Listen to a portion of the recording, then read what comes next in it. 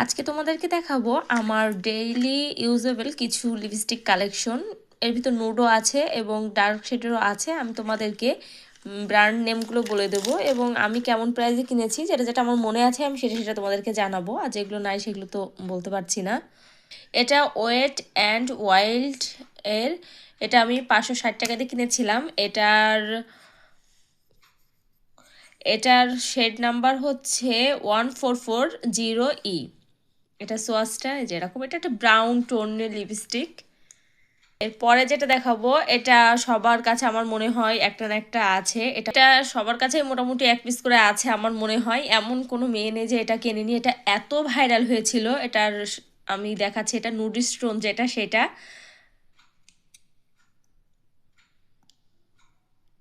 এই যে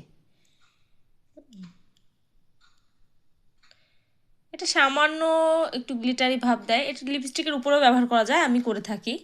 আর একটা লিপস্টিক দেখাচ্ছি, খুবই কিউট, আমার টুনটুনি একটা লিপস্টিক।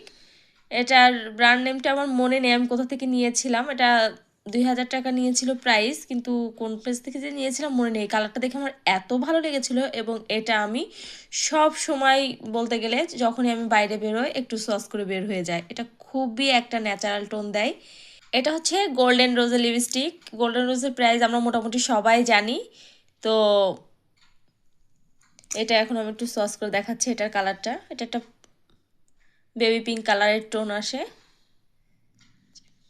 এটা গোল্ডেন রোজের আর একটা, এটাও পিঙ্ক কালার।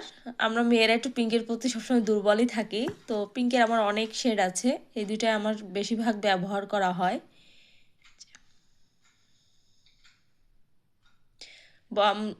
বোম লিপস্টিকগুলো একটু গ্লিটারি টাইপের হয়ে থাকে এবং এগুলো একটু ম্যাট টাইপের হয়ে থাকে।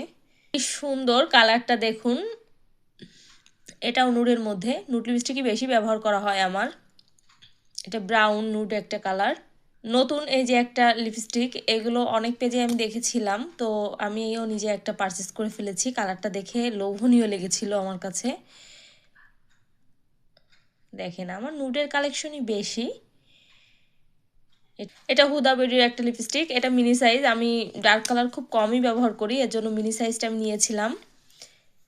এটা সম্ভবত 1500 টাকার মতো পড়েছিল।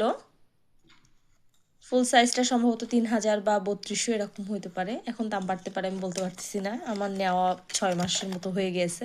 এটাও প্যাস্টেলের একটা লিপ গ্লোস। আমি বেশিরভাগই গ্লিটারি লিপস্টিক পরতে পছন্দ করি, তো লিপস্টিকের উপর এটা একটু হালকা করে ড্যাব ড্যাব করে দিয়ে বের হয়ে যায়।